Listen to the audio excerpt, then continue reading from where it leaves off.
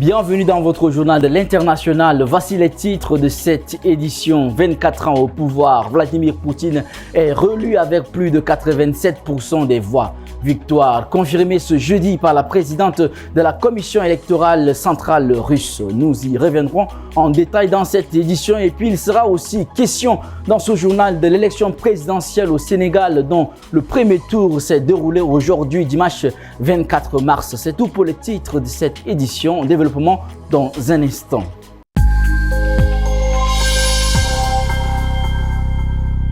Mesdames et messieurs, bonsoir. 76 277 708 électeurs ont voté pour Vladimir Poutine au pouvoir depuis 24 ans, ce qui représente donc 87,28% des voix. Confirmation définitive ce jeudi de la victoire du président sortant russe par Ella Pamfilova, présidente de la commission électorale centrale russe, qui refuse toute accusation de fraude. Commentaire de Néné Fatime Brahim. La commission centrale russe annonce jeudi le résultat définitif de la présidentielle officialisant la victoire écrasante de Vladimir Poutine. 76 277 708 électeurs ont voté pour Vladimir Vladimirovitch Poutine, indique Ella Pamfilova, présidente de la commission, confirmant que cela représente 87,28% de voix. Elle qualifie d'historique ces scrutins sans opposition et n'ayant toute fraude. Le taux de participation a atteint 77,49% dans ces scrutins qui s'est déroulé du 15 au 17 mars. Selon la même source, elle a également fait l'éloge d'une campagne électorale très propre et très responsable en assurant que la commission électorale centrale n'avait reçu que 459 plaintes au total sur des violations. Ce n'est rien du tout, a estimé Mme Pamfilova. Lors du scrutin, M. Poutine a fait face à 3 candidats sans envergure qui ne s'opposaient ni à l'offensive en Ukraine, ni à la répression qui a éradiqué l'opposition et culminé avec la mort en prison mi-février de la bête noire du Kremlin, Alexei Navalny. Le seul opposant à avoir tenté de se présenter, Boris Nadezhdin, a vu sa candidature rejetée. Dans la foulée de l'annonce des résultats officiels, Vladimir Poutine s'est adressé jeudi à la nation.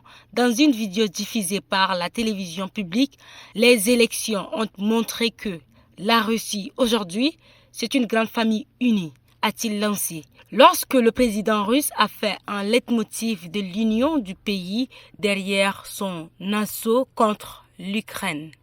Et puis toujours en Russie, une fusillade suivie d'un énorme incendie dans une salle de concert en banlieue de la capitale russe où ont pénétré plusieurs hommes armés a fait vendredi soir au moins 60 morts et plus d'une centaine de blessés. Cette attaque est réclamée par le groupe terroriste État islamique. Au Sénégal, près de 7,3 millions de personnes sont appelées aux urnes dimanche 24 mars.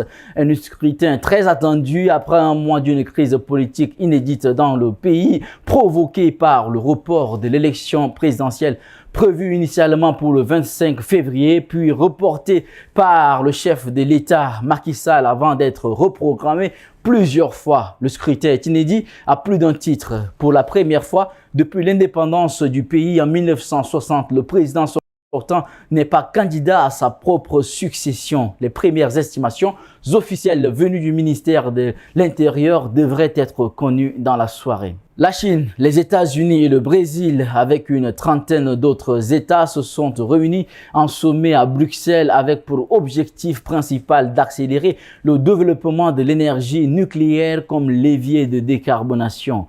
Les détails avec Nguena Ondoum Cynthia. Organisé près de l'Atomium Monument de 1958, faisant de l'atome civil le symbole de l'innovation technologique, ce sommet historique s'inscrit dans la foulée de la COP28 sur le climat, où une vingtaine de pays avaient appelé à tripler les capacités du nucléaire dans le monde d'ici 2050. L'atome représente actuellement 10% de la production mondiale d'électricité contre 18% en 1988, avec 438 réacteurs dans 31 pays. Plus de 500 réacteurs sont en projet ou envisagés, dont 61 déjà en construction. Cette réunion, destinée à établir des axes de coopération technologique et économique renforcés, rassemble une quinzaine de dirigeants principalement de pays européens, mais aussi des représentants d'une vingtaine d'autres États, dont le Canada, l'Égypte, le Japon, le Pakistan, la Corée du Sud, l'Arabie Saoudite. Face aux besoins colossaux d'investissement, les pays pro-atomes veulent peser pour débloquer les barrières au sein des institutions financières mondiales et banques de développement. À l'inverse, des militants environnementaux manifestaient en marge du sommet, fustigeant un hold-up climatique et le risque de détournement des financements au détriment de renouvellement pour soutenir une filière en déperdition inadaptée à l'urgence climatique dangereuse et productrice de déchets éternels. Au moins 23 soldats nigériens ont été tués mercredi et 17 autres blessés dans une attaque terroriste dans la région de Tillabéri, selon un bilan provisoire officiel publié jeudi. Selon le ministère nigérien de la Défense, c'est une embuscade tendue par des terroristes lors d'une opération de ratissage de l'armée. Néné Fatimé Brahim. L'armée nigérienne en deuil par une nouvelle attaque. 23 militaires ont été tués dans une embuscade tendue par des terroristes lors d'une opération de ratissage des forces armées dans l'ouest du Niger, a annoncé jeudi 21 mars le ministère nigérien de la Défense.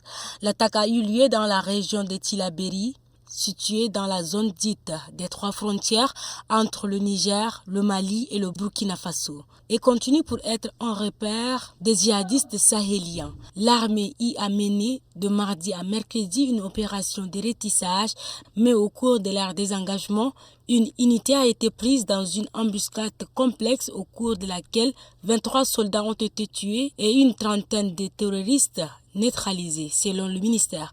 L'opération avait pour objectif de rassurer les populations victimes des exactions des groupes armés terroristes, assassinats, extorsion de fonds, vol de bétail, ajoute-t-il.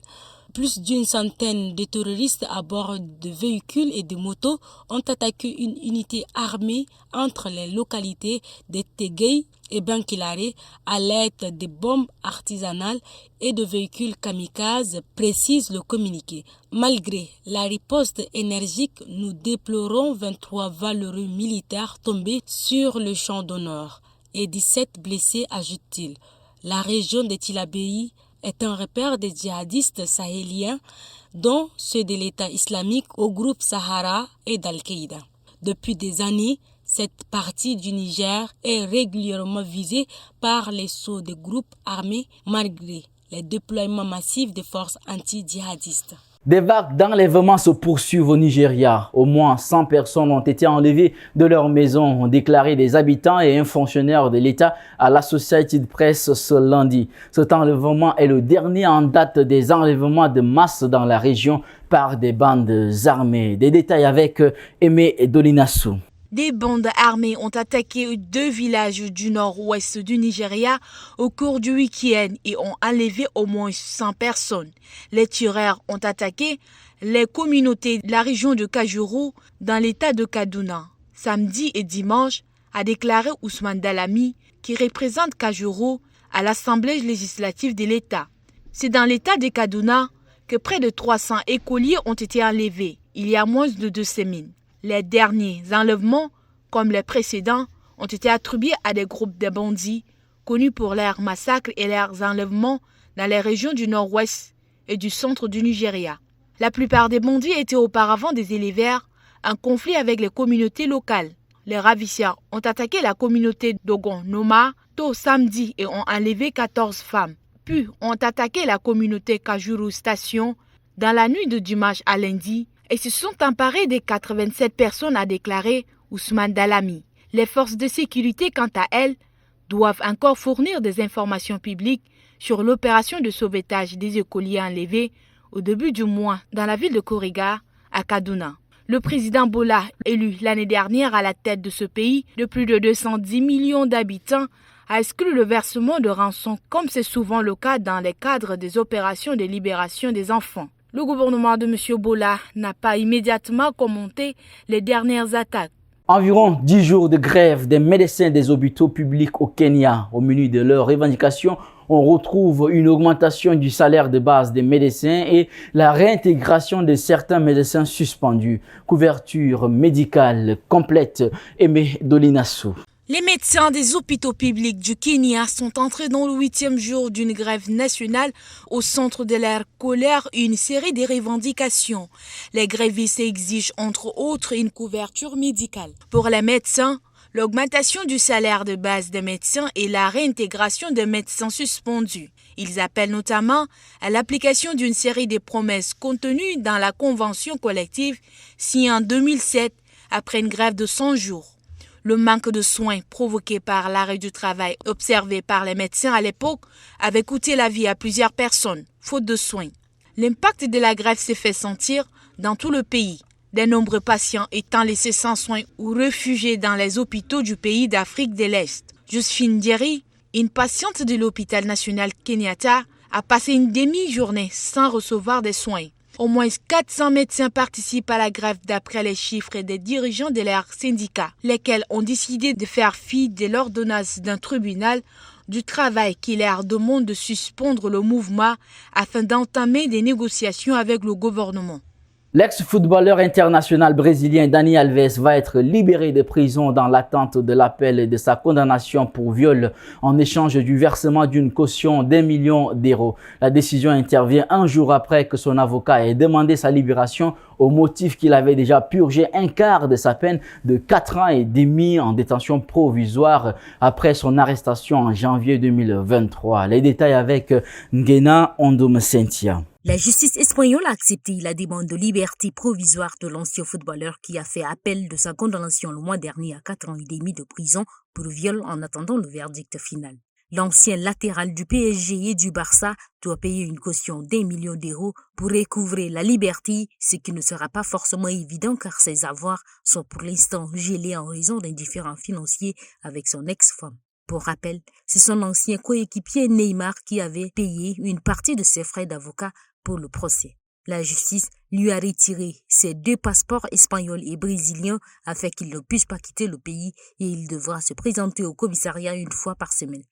L'ex-joueur international brésilien recouvrerait la liberté en attendant que les juges se prononcent définitivement dans l'affaire de viol pour laquelle le quadragénaire a été condamné en première instance à 4 ans et demi de prison. L'avocate de la jeune femme dont le viol a valu au footballeur brésilien Dani Alves une condamnation à 4 ans et demi de prison a dénoncé mercredi la décision d'un tribunal de Barcelone de le mettre en liberté sous caution. Y voyons une justice pour les riches. Dani Alves a été condamné à 4 ans et demi de prison pour le viol d'une jeune femme le 31 décembre 2022 au Sutton, une discothèque de Barcelone. L'ex-joueur du Barça et du PSG fait également l'objet d'une mise à l'épreuve d'une durée de 5 ans à compter de sa sortie de prison ainsi que 150 000 euros d'indemnité destinés à la victime. L'ancien footballeur n'est en outre pas autorisé à communiquer avec la jeune femme durant 9 ans. Et puis dans le même couloir de l'actualité, Robinho, l'ancien footballeur international brésilien, est condamné à 9 ans de prison pour viol en Italie ce 21 mars. Il purgera sa peine au Brésil dans son pays. L'ex-footballeur est accusé d'avoir violé une Albanaise avec 5 autres hommes. Ngena Ondoum-Sentia. L'ex-footballeur avait été condamné à 9 ans de prison pour viol en réunion à la suite du verdict d'un tribunal italien ce jeudi. L'attaquant brésilien comparaissait pour des faits qui remontent à 2013, à l'époque où il jouait au Milan AC. Il était accusé avec 5 autres hommes d'avoir fait boire une jeune Albanaise de 22 ans jusqu'à la rendre inconsciente avant de se livrer à de multiples rapports sexuels avec la jeune femme. La constitution du Brésil ne permettant pas l'extradition de ses ressortissants, l'Italien a réclamé en février 2023 qu'il purge sa peine dans son pays natal, ce qui est possible depuis l'entrée en vigueur d'une loi brésilienne datant de 2017. La semaine dernière, le président brésilien Luiz Inácio Lula da Silva s'était dit favorable à ce que Robinho purge sa peine dans son pays pour payer le prix de son irresponsabilité. Et c'est ici que s'achève cette édition. Nous vous remercions de l'avoir suivi. On se donne rendez-vous dimanche prochain pour un nouveau journal de l'international.